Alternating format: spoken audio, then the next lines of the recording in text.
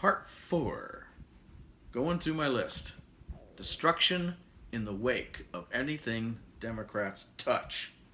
They tried to fight for gay rights and getting them married, being able to be married, and same civil rights as other people. Okay. As we've discussed in a previous video, what was the result of giving gay people the right to marry? Did they raise up gay people? No. They had to destroy marriage. They're actively attacking the institution of marriage. And they've redefined it, as we've also noted. An old dictionary defines marriage as a legal union between a man and a woman. Today's online dictionaries say that marriage is a legal union between a man, a woman, or two members of the same sex. How does a word actually get redefined? Most words only have definitions added to them, but the definition itself, or the core definition, the original definition, doesn't change. A word means what it means. Now marriage means something different. They actually changed the meaning of a word. They've actually changed marriage. Therefore, they've destroyed it, ruined it. It doesn't mean that anymore. All they had to do is find another word for it. Look, they find different words for sexes, and it's not less miss and ms and miss anymore. It's got all these other little pronouns in front of people's names that they get all bent out of shape on college campuses if you don't use. In fact, you get in trouble if you don't use them now. PC, run amok. But they couldn't come up with a new name for marriage? But traditional marriage is under effect. Now they're trying to tell people that traditional marriage is an affectation of an old thinking, of traditional out-of-date values.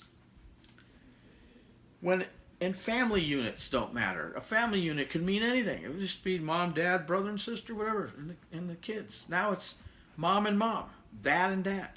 And yes, there are some kids who might survive such a coupling and such a childhood, but most psychologists with a degree that's not in liberalism as well will tell you that the most well-rounded kids usually have a mom and a dad, a male and a female influence in their lives growing up to shape their being in the best, most psychologically sound way.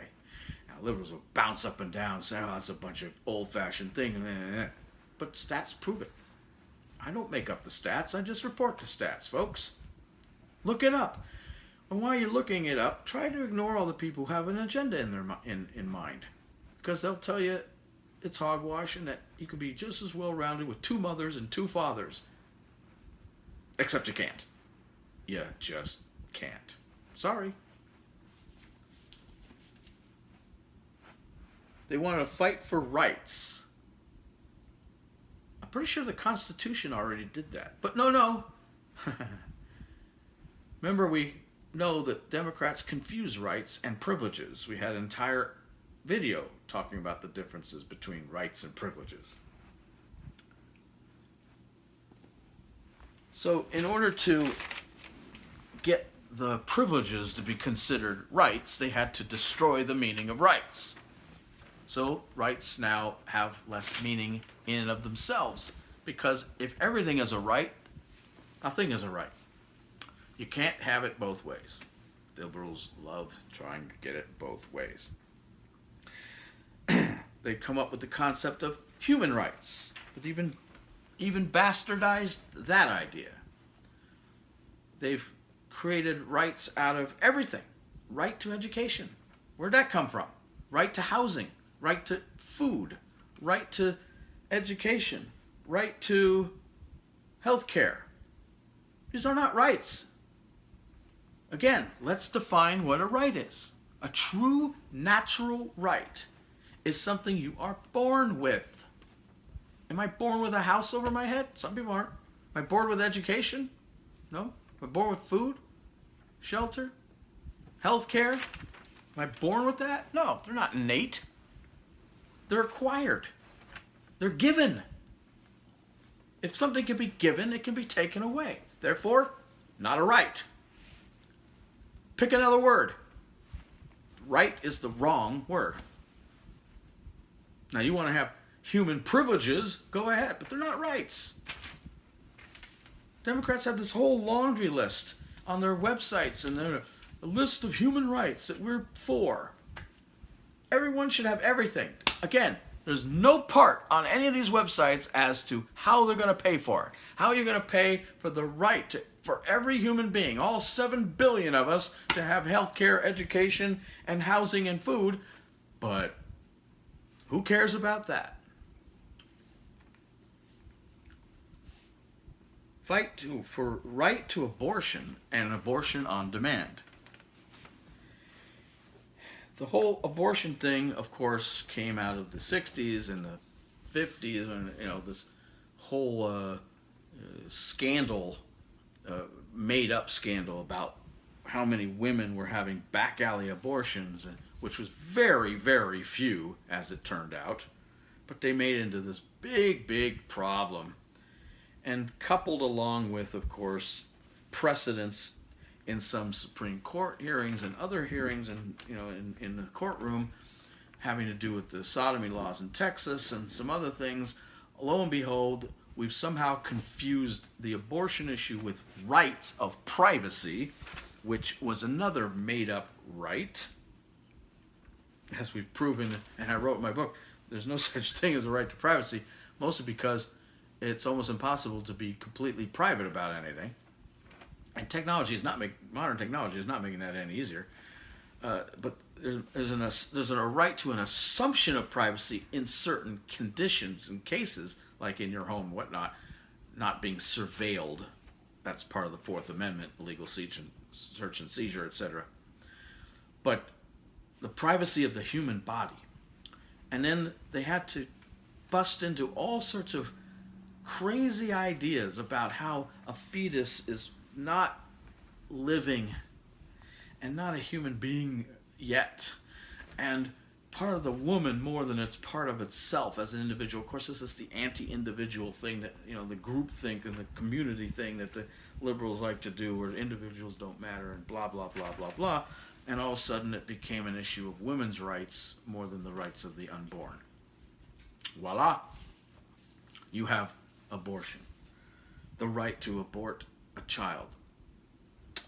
Which, of course, has led to plus or minus 54 million babies having been destroyed, killed, in the womb or just out since Roe versus Wade. 54 million abortions.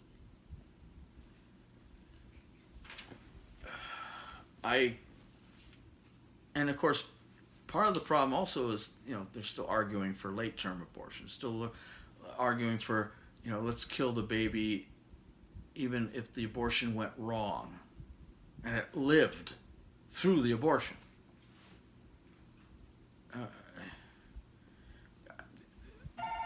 My level of disgust and disdain for this topic needs its own video, and we'll get into that maybe a little bit later. But suffice to say that abortion is an abomination in my eyes. And the only reason it should exist is if it's going to kill the mother, the baby.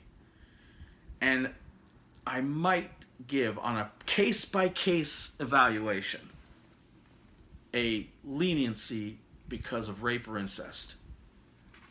But that's not what abortion is. Abortion is 95% used for the purposes of birth control. Not what it was supposed to be, folks. Not a means of birth control. But that's what it is. World without consequence. A world without consequences is the utopian ideal of most liberals. And abortion is the absolute top of that pyramid, the sacrosanct sacrament of liberalism is abortion. The ultimate definition, the ultimate expression of a world without consequences. A life without consequences in a valueless society. And that's what the liberals are shooting for, folks. They've been fighting for against sexual harassment and abuse and awareness of both. Okay, I can dig that. That's part of the women's rights things, perhaps. There should be awareness of sexual abuse and harassment. We should be making that an intolerable thing. But what do when they get their stupid hands, ham-handed hands on the thing? They destroy innocent people and do a disservice to actual victims. Brett Kavanaugh hearings that we just saw last month, perfect example. I don't know if Dr. Ford was actually a victim of sexual harassment or not. But she couldn't prove it. She never went to the cops. She never had anybody contemporaneously, she didn't tell anyone contemporaneously about the event. She has little memory, which fights against almost every case of true sexual assault or attempted rape by any victim you ever talk to. They have a crystal clear memory of it, and she had very little. And everyone she said would corroborate her story corroborated it in the opposite, that it actually either didn't happen or they didn't remember it happening the way she said. She had absolutely nothing. It wouldn't stand up in court. It wouldn't have gone anywhere. The statute of limitations were over. And whether she was involved on purpose or a willing participant after the fact, Dr. Ford participated in the attempt of the personal destruction, the politics of personal destruction against a potential Supreme Court justice, a man with an impeccable record by all accounts, even amongst Democrats when he was put into his current judgeship at the federal level. And all of a sudden, he's a monster. All of a sudden, after years and decades, these people suddenly came forward out of the woodwork. What an amazing thing. Just like they tried to do against Clarence Thomas, just like they tried to do against others. And as soon as he becomes confirmed and becomes a Supreme Court justice, boom, all the allegations stop. They tried it with Trump. Remember all the women who came forward? Oh yes, he attacked me. We had extramarital this and consensual that and unconsensual this and blah blah blah. And as soon as he became elected, the day after, on November 9th, 2016, whatever it was, all of it disappeared. It's a game, folks. It's a lie. It's a means to an end. The end justifies the means with these people on everything now. Doesn't matter how you achieve the goal, but you must achieve the goal. Even if you have to destroy a man, his family, his children in the process. A good man.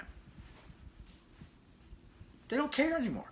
They do not care anymore. She may have been assaulted, but it wasn't by him. And if it was by him, you cannot prove it to a point where just an accusation is enough, where assumption of innocence is gone, or fairness and all the things that undergird our very culture, our very our laws and everything thrown out the window because you don't want that guy to be on the Supreme Court. You're willing to do all that? That's as destructive as it gets. The politics of personal destruction. And now all the people who are really victims of sexual harassment, all the people who are really victims of rape, you say, oh, they don't want to come forward because of this? No, they don't want to come forward not because of what Kavanaugh supposedly got away with, because you can't prove it. And they know that. No, they don't want to come forward now because of the fact that their possible true assault or harassment has been made diminutive, made less important because of the lie that was put out there, nationalized to try to get Kavanaugh. It's like the boy who cried wolf. If enough people lie about the rape, like Tawana Brawley was lied about with, Al Sharpton when he was younger, he perpetuated a lie about a rape, even though he knew it was true. That makes the people who really got raped, their stories are not going to be believed to a greater extent because of the people who perpetuate lies. And the liars are on the left, whether it's Al Sharpton or Dianne Feinstein or anybody on the Democrat side of the Judicial Committee trying to, voting Kavanaugh in or out. All it needed was up and down vote, folks. I don't want him. I do want him. They knew they were going to lose that, so they had to make it a circus. And then in the meantime, they destroy the committee's reputation. They throw out 200 plus years of congressional precedent and protocol, all to serve one ideological goal. Shame on them. They supposedly fight for higher wages. Demanding a minimum wage does one or more of the following. It forces the extra costs to be passed on to the consumer. It forces the company to replace employees with robots when possible. It forces the company to reduce the amount of employees they have, generally speaking, or all of these things. Or it forces the company out of business because they suddenly can't afford to be in business and do everything they want to do. Even lib CEOs of major corporations in Silicon Valley and other places who said, I'm going to pay my guys $15 an hour, this is at the lowest level. He had hundreds and hundreds of employees. Had to renege on the deal because it didn't work and he couldn't afford it. Destroys profits, increases prices, causes downsizing of companies, or gets rid of the companies altogether. Destruction. Just to make higher wages mandated instead of being on a meritorious basis.